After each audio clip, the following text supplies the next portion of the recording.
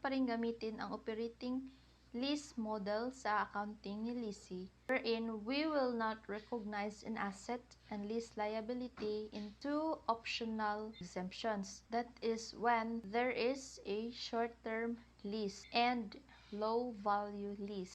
When we say the term of the lease is short, it means that the lease is for 12 months or less only. While low value asset is the value of the asset is said to be small or low, which also depends on the matter of professional judgment. So, nakadepende ayon sa iyo, accountant, judgment niya kung ang specific amount ba ay low or high. When we determine the value of the asset, it should be the value when the asset was newly bought, not its present value. So, nung kabibili pa lang. Okay, now we will discuss the measurement of right of use asset. Initial measurement of the right use of asset. Ang usa ka katungod sa paggamit nga asset nga nagrepresentar sa katungod sa usa ka nag-abang aron magamit ang usa ka nahiping asset sa lease termino sa usa ka lease sa panalapi. IFRS 16 paragraph 23 provides that the lessee shall measure the use of asset at cost at commencement date. Paragraph 24 provides that the cost of right use of asset comprises present value of lease payments. Ang karon nga kantidad sa mga pagbayad sa pagpaabang o initial pagsugod sa katungdanan sa pagpaabang. Lease payment made at or before commencement date. Ang mga pagbayad sa pagpaabang gihimo sa pagpaabang sa wala pa piksa sa pagsugod sama sa lease bonus. Mas maminusan ang bisan unsang pagpaabang na dawat na mga insentibo. Initial direct costs incurred by lessee. Initial nga direkta nga gasto nga naabot sa nag-abang. Estimate of cost of dismantling, removing, and restoring the underlying asset. Gibanabana nga gasto sa pagbungkag, pagkuha, pag-restore, and pag-keeping asset nga diin adunay regalo ang tag-abang obligasyon. When we say subsequent, meaning kasunod. So, kasunod na panahon or the next period. Since this is a finance lease, so we will apply cost model. At ano nga ba tong cost model?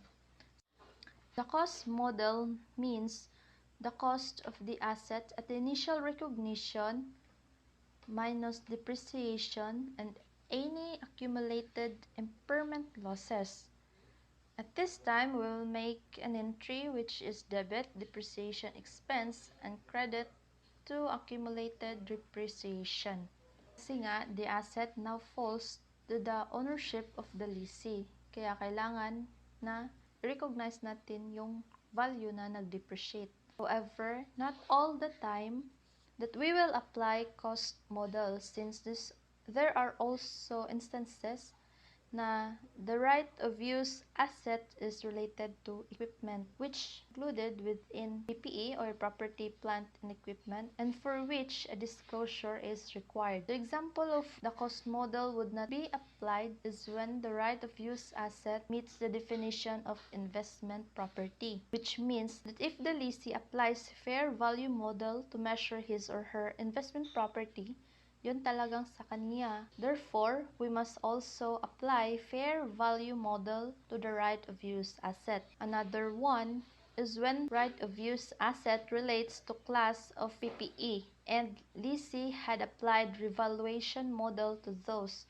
Then most likely, lessee will apply the same model, which is the revaluation model, to all right of use asset relating to that class of property, plant, and equipment. Nangyayari itong ganitong instances because we adhere to the principle of consistency.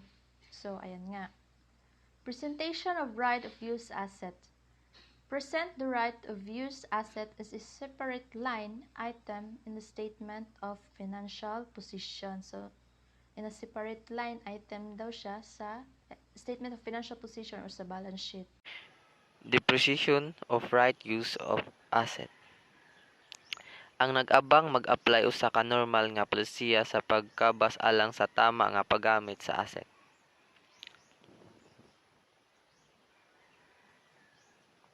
Depreciation the right use of asset over the useful life of the underlying asset if the lease transfer ownership of the underlying asset to the lessee at the end of the lease term.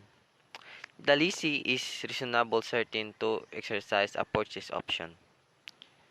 But if not, depreciate the right use the right the right of use asset over the shorter between the useful life of the asset and the lease term. Kung walay pagbalhin sa panag-iya sa nag-abang o kung kapilian sa pagpalit dili makatarungan nga piho nga gamiton. Ang nanghulam kuhaon ang bili sa katungod sa paggamit sa labi ka mubo taliwala sa useful life sa asset ug termino sa pag-abang. Lease term. Lease term is the non-cancelable period for which the lessee has the right to use the underlying asset together with both of the following. Period covered by an option to extend the lease. Panahon nga gitabunan sa usa ka kapilian nga ipaabot ang abang. Period covered by an option to terminate the lease. Panahon nga gitabunan sa usa ka kapilian nga tapuson ang abang.